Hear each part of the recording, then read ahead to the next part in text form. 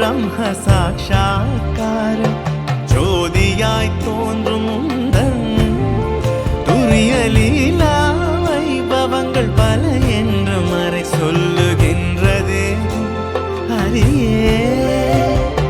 வித்தனாய் நினது புகழ் பேசித் திரிந்த நின் பெருமையை நினைத்து பாடி